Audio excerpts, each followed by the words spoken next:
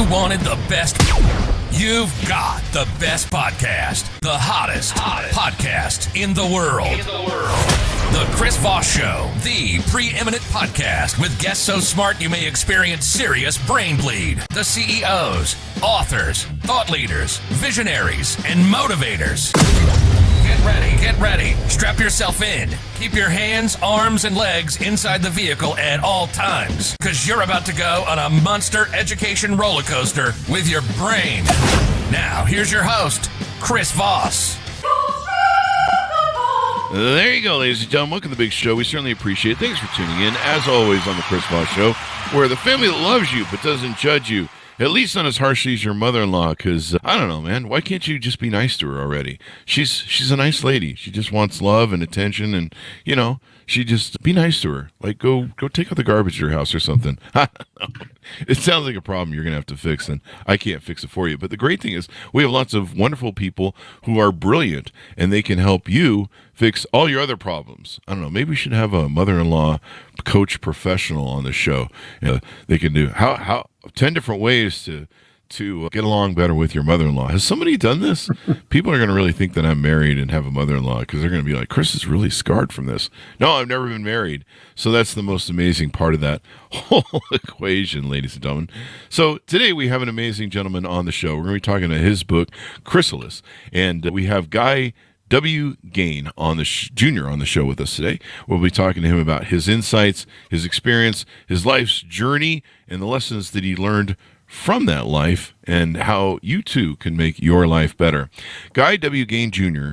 was a nationally known stockbroker and registered investment advisor and is also a former federal inmate who, despite vehemently proclaiming his innocence as well as passing multiple polygraph tests, was sentenced to a 13-year prison term. He's since published 3 books, Unchained and Unbroken Life, Life Lessons in Strength Training from Jailhouse Gym Rat, Managed Money, An Avenue to Wealth, and Chrysalis, Awakening to God's Path, Protection and Power in Your Life. All are available on Amazon and other fine bookstores. Welcome to the show, Guy. How are you? Thank you very well. Thank you for having me. I know we had a couple of hiccups 2 weeks ago when I let everybody know that we were going to be on. Yeah. And, I picked 8 o'clock when it was at 7, so I'm doing better than that. Hey, we got you. We got our stars aligned there, so that's good. That's always good. Give us your .coms. Where do you want people to find you on the interwebs? Yeah, you can go to ganewisdom.com. It's GANE wisdom.com. And there I have links to all the things that we're involved with and gives you the opportunity to really get to know who I am. There you go. Give us a 30,000 overview of your new book, Chrysalis. Yeah, Chrysalis is a book that actually I wrote while I was in prison. I've been out of prison now for 4 years. Mm-hmm. But Chrysalis is a book that it was inspired to me to write. It took me 2 years to write. And the book is really about doing things in God's way. You know, I know that sounds kind of hokey to people, but, you know, God allows one of 2 things to happen. Either he allows things or it's his will. And it's been my experience over the years to know the difference. And I think a lot of people that are believers have seen that, and it's been proven to see that as well. Chrysalis, though, really uses Christ's own words to show us that we can achieve the goals that we want, and we just have to make sure that what we're looking for is going to be in line with what he has planned for our lives. Mm-hmm. That sounds like an important thing, because if you're just kind of, I don't know, doing whatever you want, things might not work out so well. You know, again, I speak from experience with that, Chris, because, you know, when I owned my own firm, the government came in back in 2008. But when I owned my own firm, I was the type of guy over the years, because I started in the business back in 1974. I was only 20 years old at the time. I'm dating myself, I know. Mm-hmm. But when I started, the Dow Jones was at 577. Today, it closed at 38,868, actually. Wow. But the thing is that I was the type of guy throughout my career that if I wanted a goal, if I wanted something to happen, I made it happen. And, you know, sometimes it was in poor judgment, hiring people the wrong way, turning left when I should have turned right. And I really believe that when everything happened with me, that it was really God's way to get my attention and to put my life on another track.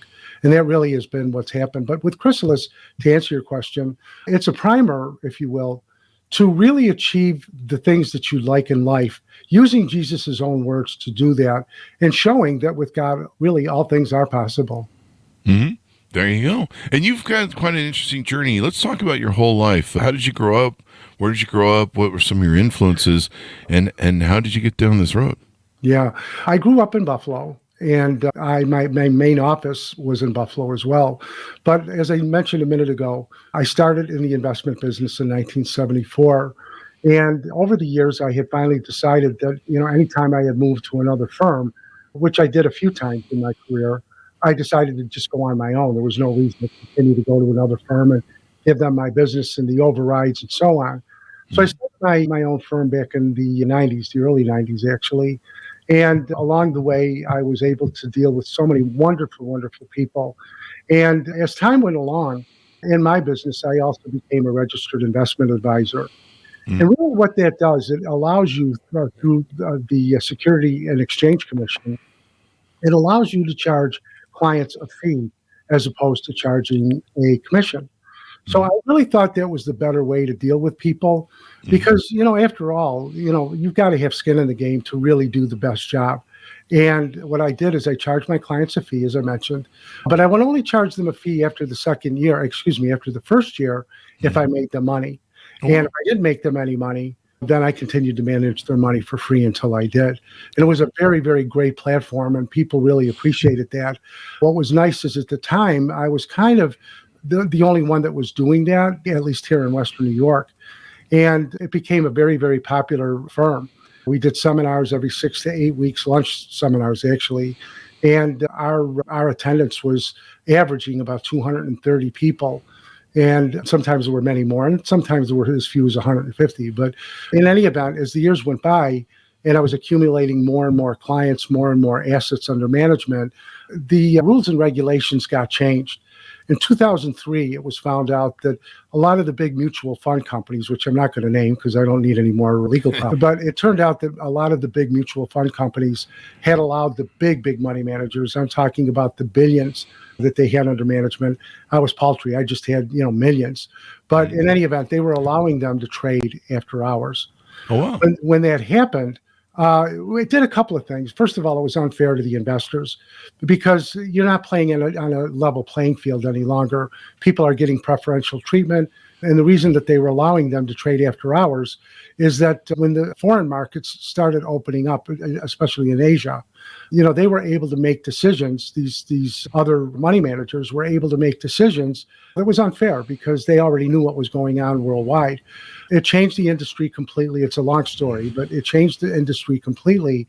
And in the industry, what happens is when there's one problem, everybody ends up getting new regulations, and that's what happened.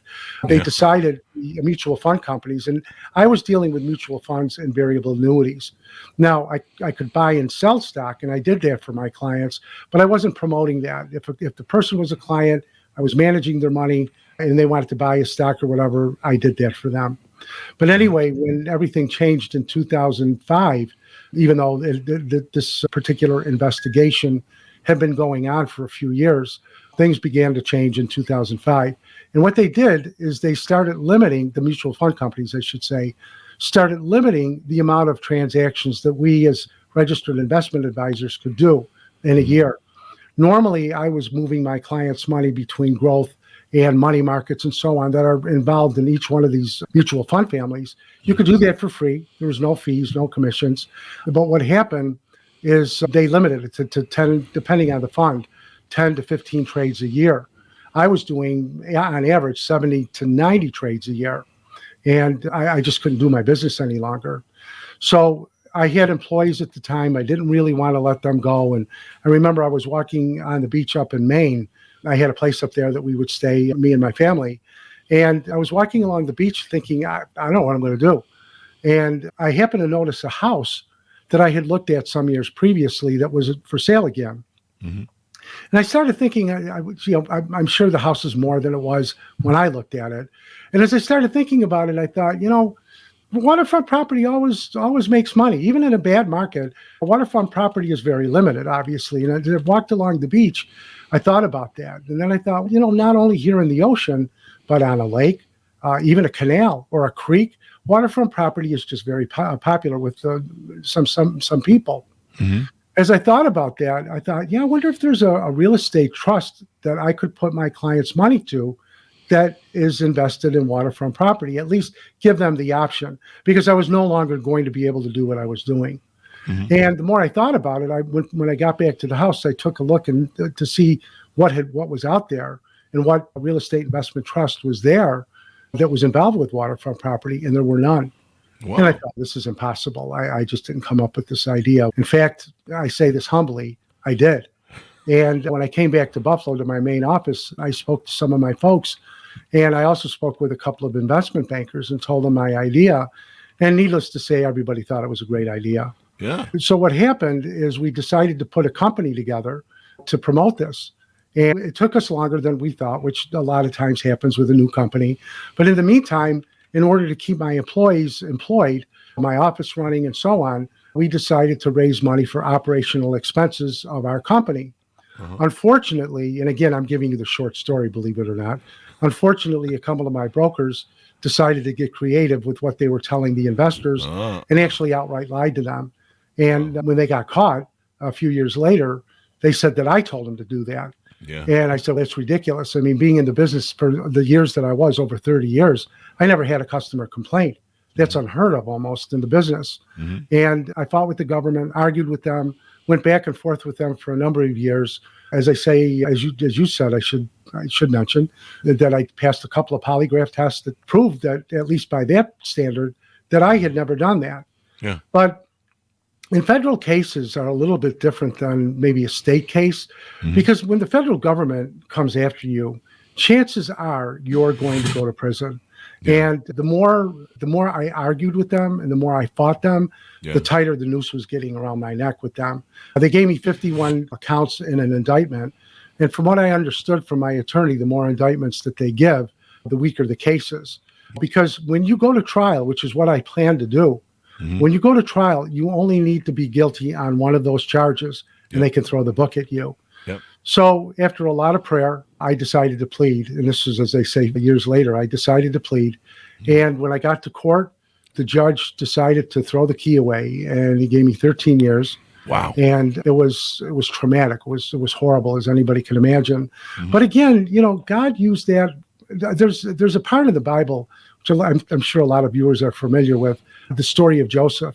And I'm trying to compare myself to Joseph, but the analogy and the similarity is there, that, what people meant for bad, God meant for good. And I was able to help people while I was in prison. But while I was there, over and over and over, Chris, I found that God had my back the whole time I was there. And even though I was a Christian before, my faith became rock solid there. I seen miracles happen. I seen miracles happen with me. If I can relate a story. Please do. Okay. I had only been there a couple of days, and there was no primer that I could talk to or look at, or a consultant, even though that's another story. I'll tell you about that. But there was really no place I could go to find out what's it really like there. So I was on the phone, and I was making a phone call. And as the phone was ringing, this is 11 o'clock at night, and let me back up a minute. The phones in the federal prisons, I'm not sure about state, but the phones in the federal prisons are on from 6 a.m. until 11:30 p.m. Once you make a phone call, however, and you hang up, which they only give you 10 to 15 minutes depending on the facility, once you hang up, you have to wait another hour before you make a phone call. So I'm making this phone call at 11 o'clock, but I happen to see a phone off the hook next to me. So being the gentleman that I thought I was, I picked up the phone and I hung it up. Shouldn't do that in prison, I came to find out, because this huge guy came over to me. What? And I'm not going to repeat the things that he said to me, but, he said, "Who did this?" And I said, "I did." At this point, I've already hung up the other phone because I don't want the other party to hear this. And he went ballistic. Wow. And I was scared out of my mind. I've only been there a few days. And, of course, I've heard all the stories that all of us have heard, about all the things that go on in prison. So I thought, I'm dead. I'm dead. Wow. I go back to my cube, and by this point, it's about 11:15 at night. And this poor guy cannot make another phone call. What had happened, by the way, he went to get a pen and a piece of paper. And it turned out that that's kind of common in prison, that if somebody needs to run back, they just, put the phone down like that and take off, and they come right back. Anyway, he was in the TV room. It was a Saturday night, and I went into the TV room to apologize to him because I was just, I was petrified. Yeah. So when I walked in, there had to be 50 or 60 guys in there, Chris. I was totally embarrassed. This guy's got a full head of steam on. And I said, look, I'm really, really sorry about this. And I didn't know. And he went off on me again. Wow. The next morning, of course, I'm not sure what's going to happen during the night. Yeah. The next morning, this guy comes to my cube. I'm dead. And he puts out his hand. And he said, I am really sorry. I shouldn't have talked to you like that. And of course, I'm trying to be, that's okay. Don't worry about it. I'm thinking, oh my God, thank God, But anyway, a couple of days later, I went back into the room. And, as a lot of people may imagine, the TV rooms in prison are really where the problems are because guys sit in other people's seats. Guys like to turn the channel on people. That's a big problem. You don't do that. Yeah. So anyway, there was a young guy sitting there, and he had a chair next to him. I said, do you mind if I sit here for a minute? He said, no, have a seat. We're sitting there for a minute or two. He says, you're Gino, right? Because that's what everybody called me in prison. I said, yeah. He said, you got a lot of respect in this place. Yeah. Me? Really? He said, the other night when you came in and you apologized, he said, when you left, everybody in this room got on him. And this guy that was upset. Wow. And he said that everybody had told him, here's a guy who's brand new, didn't know any better. And not only did he fess up, but he comes in and apologizes in front of all of us, and you rip this guy apart. So there was only one example of how God really had my back. Yeah. It was it was just, and credibility in prison is extremely important. Respect is the most important thing. Mm-hmm. But when you have credibility, that you're not lying to people. People that you're serving time with know that you're not a liar. My reputation started growing from that point on. It's kind of weird that they would have a reputation of non-liars in a prison. That's in prison, Chris. I met more millionaires, more real estate moguls, more PhDs. It's because there you can be anything you want. Oh, the guys really kind of get to know, because it's how you carry yourself. And sometimes that thing that our parents used to tell us: the only person you're fooling is yourself. That really is the way it is in prison, because guys come up with all of these fantastic stories, and most of the guys know it's all BS. And, they ruin their reputation. And once your reputation is ruined, at least there, you don't recover it. I'm going to read your book if I ever have to go to prison. I mean, I try not to do anything that ends me up in prison. No, you don't want to go there. But, you can have accidental manslaughter if you drive your car wrong and stuff. And yeah, it's pretty easy to go. I mean, unfortunately, that does happen. Yeah, that's wild. There's lots of great stories in the book and anecdotes about your journey through that. And, one of the statements you make, man suffers by his own choice, but not out of hoping to do, but out of ignorance of not knowing otherwise. I think that's a kind of a great line there. Yeah, it really is true, because, a lot of times what happens is people, especially going back to prison about a story there, a lot of the white collar guys really had been, maybe some of them were pushing the envelope a little bit, but there was a certain amount of guys that really didn't think that they had done anything wrong. And, unlike urban legend has everybody believing that everybody that goes to prison says, I'm not guilty. I know in the Shawshank Redemption, it's kind of made light about that. But, most of the guys that I ran into, I would say 99 out of 100 really had said, I messed up. I shouldn't have done this, and I did. There were guys that I met, a handful of guys that I met, that were, in fact, I believe, innocent. And you say, how do you know? When you live with people 24/7, Chris, you get to know them. You get to see how they behave. Yeah. One of the things that like attracts like, because if a guy was a bad guy, I'll just leave it at that, he hung around with other bad guys, and they had that reputation.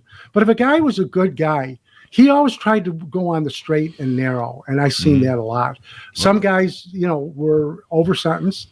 It was funny. Speaking of that, my case manager at all the prisons I was at had all said, "My God, Gane, what did you do to the judge? I've never seen anything like this." And I would laugh. I remember the first time I was told that, and I chuckled. They said, "No, I'm serious. I've never seen anything like this. This guy just he crucified you." I had some empathy even from the staff. And even, the story where I keep saying that God had my back, What happened many times is when my cube was, I shouldn't say my cube, the prison was shaken down. Things were taken out of the lockers and destroyed and all of those things. I can't tell you, Chris, how many times it was like Passover in my cube where I didn't get, nothing happened. And I finally had to go to the staff and say, you can't do this.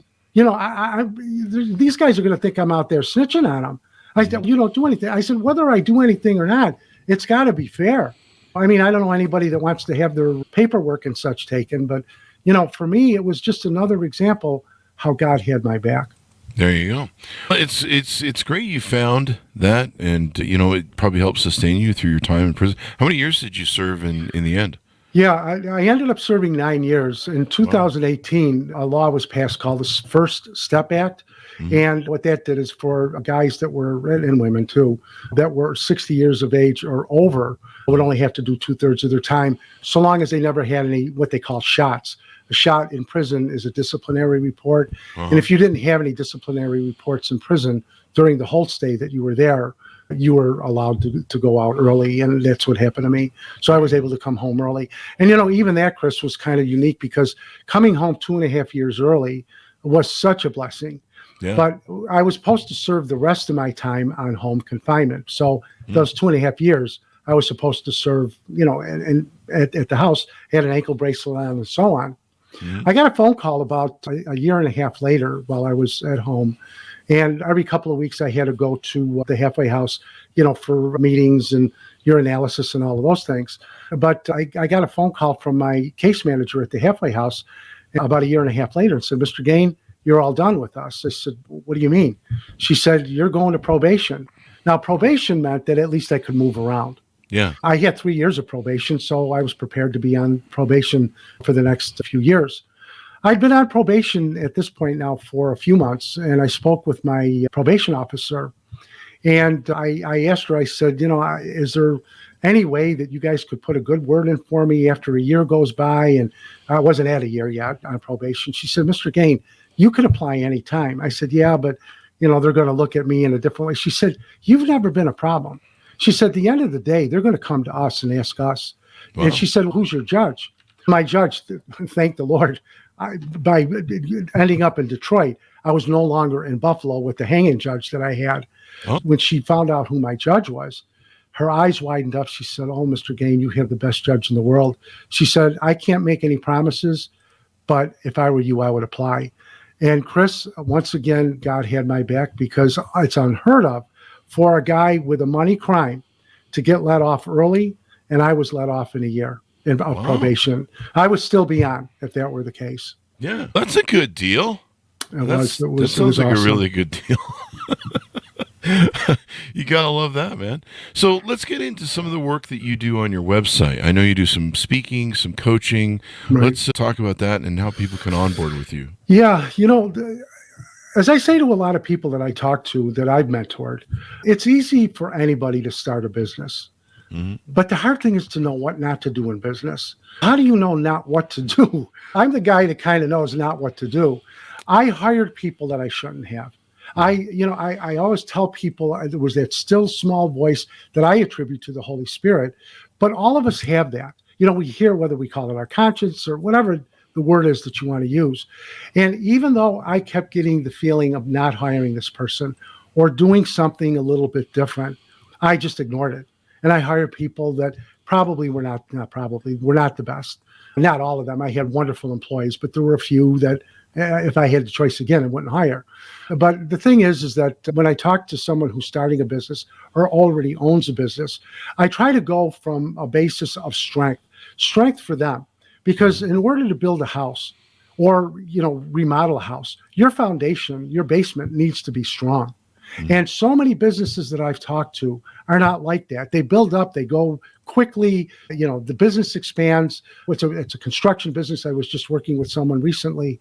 And unfortunately, what happens is sometimes we get caught up in those bad habits. And habits, as we know, are hard to break. And one of the things I would say to our viewers is that if you have a business, do not become friends with your employees. You know, I know that sounds harsh, but, you know, you can be friendly. But if you're going to have a party, don't have it at your home. Have it at the office or your business or a neutral site. Because what happened to me is people that I should have let go, I couldn't because I became their friends. And I couldn't do it to a friend. I knew that they should have been let go, but I couldn't do it. One gentleman in particular had a daughter who had a severe handicap, and I should have let him go, but I couldn't. First of all, he had become a friend, quote unquote. But the other thing is, how could I look at his little girl like that? And I didn't do it. As I say, it's better for your business just to be business people, but you have to cover your tail no matter what you do. Like with the construction company that I worked with recently, what I had him do is sign his employees where they were to be held, where he was to be held harmless. If something were to happen, he said, they're covered with my insurance. I said, I promise you, his coverage was $3 million. I said, if one of your guys fall off a scaffold or he's working on a 4th-story building and falls, I promise you they're going to go for more than $3 million. You know, these are things, the minutia, that's very, very important. And these are the things I try to cover. With the coaching, Chris, it's a little bit different because I have people that really want to be coached. These are people that are obsessed almost to the point where they want to be successful. But to be successful has to be done the right way. Because again, if you go the route that I did, just, full speed ahead, charge ahead, you may not be going the right direction. And again, I try to put my faith as well as proof, and again, that I speak about in Chrysalis, to show that if you do things in God's way, in God's will, it's going to be much, much better for you. What's the typical client that you work with? Is there a minimum net worth or? Yeah, a client. Yeah, it's a good question. The business clients, when I do business consulting, their business is generally $150,000 or more. That's a small business. For the client that I deal with as a coach, they're usually somewhere in the neighborhood of about $500,000. And in that particular case, I'm not getting $500,000 for my fees or anything like that. But, they really start to take things seriously. I work much better, frankly, as a coach with salespeople, especially financial salespeople, because they can relate to me. I can relate to them. I can tell them the things that I've gone through, I should say, that I've done, and really help them like that. Plus, I know sales. I was a pretty good salesman. Yeah, you got to be good at sales. So it's a good thing to have in life and all that good stuff. Any final thoughts as we go out that people need to know about? And give us the .coms and how they can onboard with you. Yeah, my website is ganewisdom.com. On there, as I mentioned earlier, the person can take a look at all of the things that we do. I have a newsletter, a financial newsletter that I put forth. I do that every week. It's a market update. And when I did that, Chris, it was really with the thought of the folks that never talk to a financial advisor. Most financial advisors have like a tier system. And if they have a routine trader, they spend more time with them because that makes them and their firm money. When I had my registered investment advisory business, I dealt with a lot of the folks that really never heard from their brokers much. So the thing is that particular website is marketwatch.ganewisdom.com. Every week, as I say, I post what's going on in the market, where I suggest that people have their money. They can manage their money on their own. It's very, very inexpensive to sign up for a year subscription, and everything is in very plain English. So that has been very, very popular. One thing too, Chris, that I would want to say is that if someone would like to get my ebook, which is available on Amazon. The first, when I do a podcast, I always offer the first 100 people that write in to guy@ganewisdom.com, I will send them that ebook for free. Oh, but the thing is, again, I think that, what the message that I try to impart, and again, in Chrysalis that I know I impart, is with God, all things are possible. And I give example after example how Jesus himself spoke about having faith, not doubting, believing. It's all in the book. There you go. Thank you very much for coming on the show. We really appreciate it. Thank you for having me. I really do appreciate being here. There you go. Thanks, audience, for tuning in. Folks, order up the book wherever fine books are sold. Chrysalis, Awakening to God's Path, Protection, and Power in Your Life. Out May 9th, 2023. Thanks, audience, for tuning in. Go to goodreads.com/Chris Voss, LinkedIn.com/Chris Voss, all those crazy places on the internet. Be good to each other. Stay safe. We'll see you guys next time. And that should have us out.